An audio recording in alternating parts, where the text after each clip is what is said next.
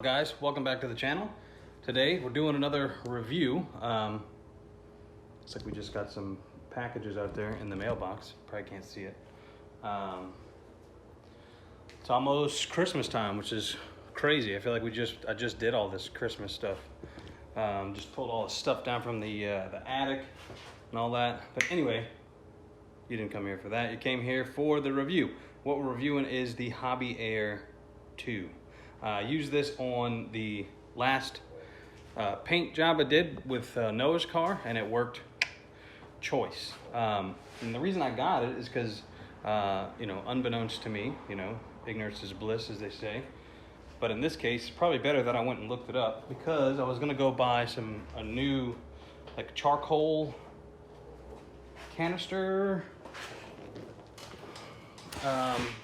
respirator, and found out that they don't specifically protect against it's kind of what they call them, ISOs, which are found in urethane-based paint, and your body can't filter them out. You can't get rid of them once you've inhaled them, anything like that. So, they just kind of sit, in your soft tissues or whatever, your lungs, your kidneys, wherever they end up. And then you can't get rid of them. So it causes cancer later on in life, and all that wonderful stuff. So not stuff you really want to mess around with. But apparently the charcoal, like regular respirators that you would typically see, when you're sanding and stuff like that, I thought we were all good to go, because it does do solvents and stuff like that, but not ISOs. Now some people say you have up to 4 hours or 8 hours or whatever. To me, it's just not worth the risk. You only have one body, one life. So I wanted to make sure that I was doing everything that I could to make sure that I was safe. Now, in that video, there was other people walking around. Whatever they want to do, that's up to them.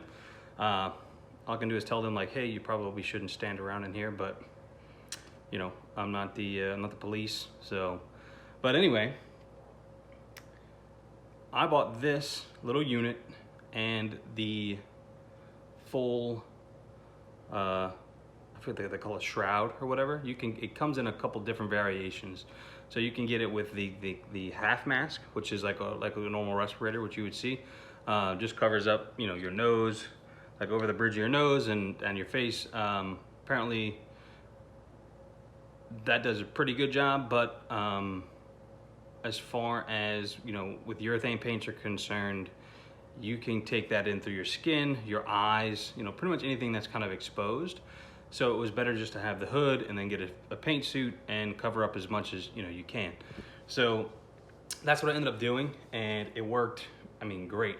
There's a couple things I learned that for next time that I will do, and kind of pass on to you guys.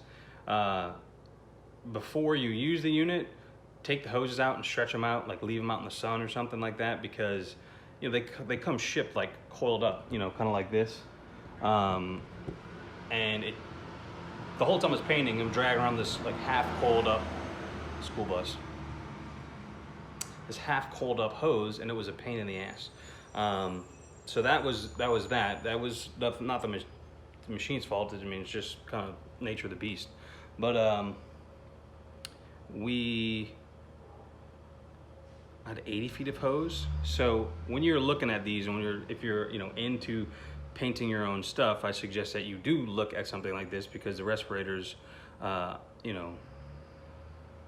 not really rated for these urethane paints that you're gonna get like at the coating store or any other like modern kind of two-stage paint. It's probably gonna be a urethane-based paint, and those respirators, they say they're good for 8 hours or 4 hours. But on the label, it doesn't say specifically that it's protecting you against those particular molecules, these isocyanates. If you go look on the forums, people say blah, blah, blah, but I'm not gonna, again, I'm not gonna take the word of somebody on the internet opposed to what 3M puts on their label of what they protect against. So anyway, I digress. Went back to what we already talked about. So how does it work? Why should you get it? Well, we kind of already covered why you should get it. It's a safety thing. But I was going over like the variations it comes in. So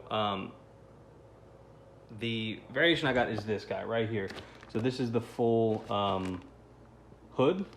So, you know, it's got plenty of like, you know, peripheral vision, all that stuff. You're not hindered in any way. The only thing that is, it's just kind of a little awkward is if you've got like lights coming in at an angle, you'll kind of get a glare on the shield, and it's like, wait, what the heck's going on? But once you kind of get used to it, you don't really notice it so much anymore. I will say I got the tear-offs. I call them tear-offs. I don't think they're called tear-offs, but like if you're familiar, if you ride motorcycles, if you've done any kind of like racing or anything like that, they have the tear-offs that go on your visor. So like when if your visor gets dirty, bugs or whatever, you tear off that little sheath of plastic, and then your visor's clean again. So they have, it's similar to that. They come in packs 25, I think it was like, I don't know, 15, 20 bucks. And it protects the actual plastic on the mask so it doesn't get scratched up. At least that's what I thought when I bought it. I was like, oh, it's for, if you put it down, you don't want it to get scratched or whatever like that. But what really happens is that overspray actually like settles on the hood, I guess because it's kind of plastic. It's got fresh air running through it. I don't know, maybe it makes a static charge or whatever, but like I noticed that like it was covered in overspray, especially after I was doing the color. Obviously you could see it a lot more. But what was good about having the little tear-offs is you pop it off, put a new one on, and you're good to go. They got some like really light adhesive that sticks them on there. I don't know if you can kind of see, like right down there at you can't even really see it, but right at the corners is where it kind of goes. It doesn't cover the full thing. What I found that takes it off pretty easily, just a little rubbing alcohol, just wipes right off. So the hood, it connects to this quick disconnects through here. Bam, bam, hook it up.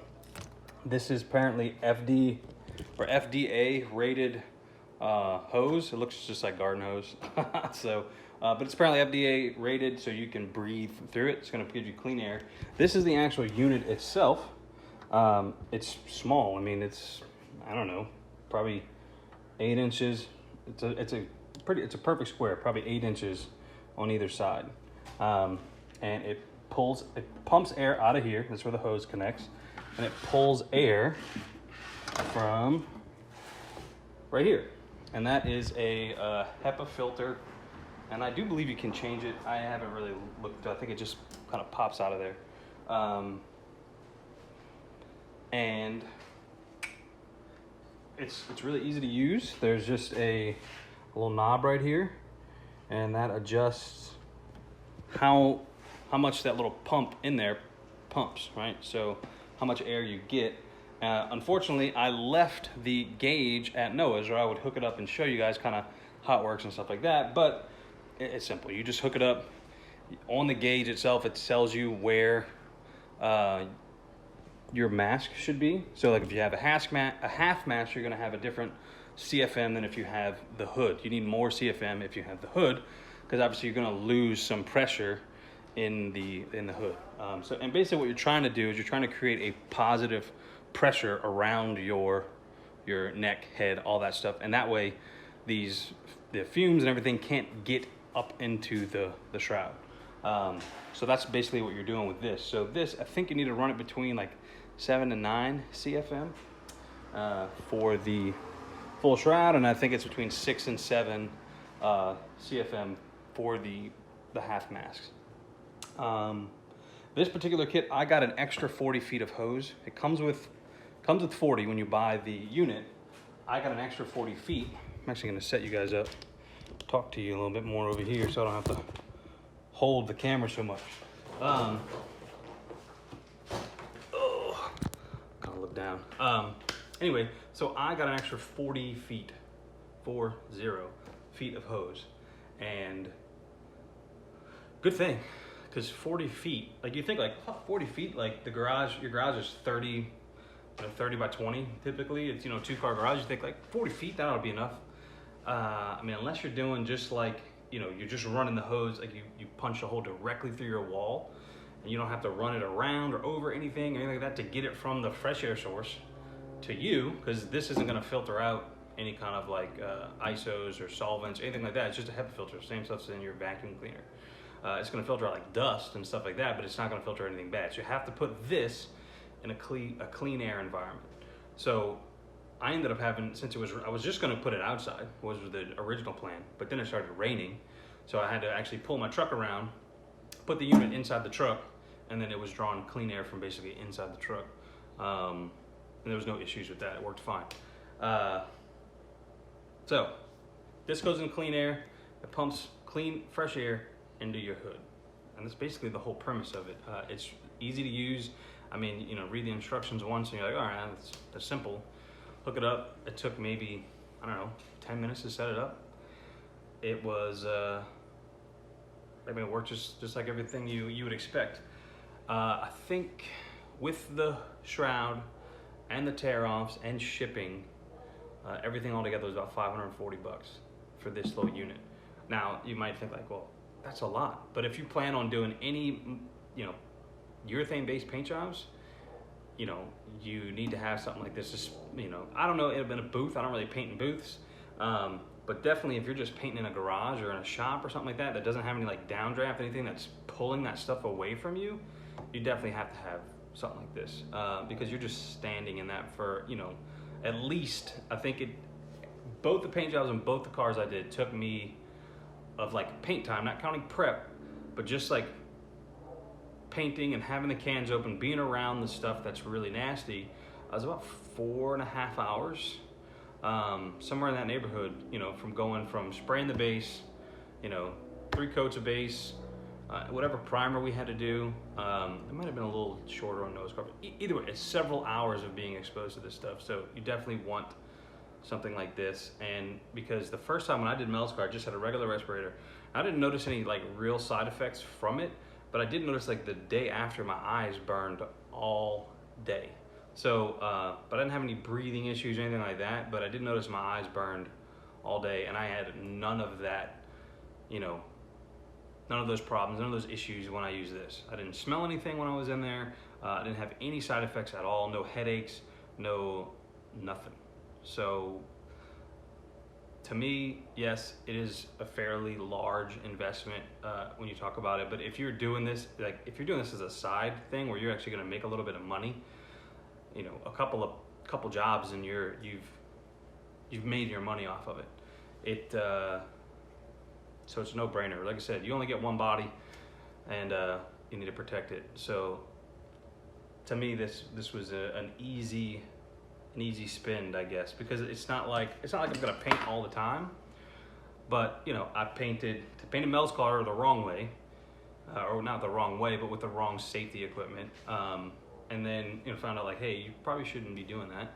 So got the suit, got this, did Noah's car, and felt infinitely better the next day. Better, you know, no regrets about like, hey man, that was kind of stupid. I shouldn't have done that the first time. So, and then I have another couple of projects coming up that I'm gonna need this for. One you guys should be seeing in the next, hopefully, the next video. We should be doing a reveal on that. But you know, I'll have to use that for this. Have to use this unit for that project and several other projects around. I have a couple other guys that may want me to paint their cars. So, you know, it's definitely going to get its use. So 10 out of 10, would recommend this little hobby air unit. I know I'm kind of rambling on, but oh, it also comes with this little strap to hook the hose around your waist, so you're not, you know, having to carry that around. It actually just kind of hooks onto your waist and you know, supports you with that. So it comes with really everything you need to use it. There's nothing else that you need to like go out and buy specifically for the unit, except for the paint suit, which I think I got a DeVilbiss one. That was like $50 for a reusable painting suit, which, hey, you know, $50. So altogether, $600 for the paint suit and this unit and everything that came with it. You know, not too terrible. But I think I've covered everything. Everything runs quick disconnect. It's pretty self-explanatory. Yeah. So that's gonna do it, guys. As always, appreciate you stopping by and hanging out with me for a couple minutes. Even if you are not in the market for a Javier and you sat and you watched this, I always appreciate it. If you like the video, give it a thumbs up. If you have questions that I didn't answer, I think I covered pretty much everything and then some on this little guy. So, but if you have questions, leave them below in the comments section. If you liked the video, give it a thumbs up. If you disliked it, thumbs down. You know, tell me what you thought, good or bad. I always like to hear it. Anyway, guys, thanks for coming out and watching the video. Peace.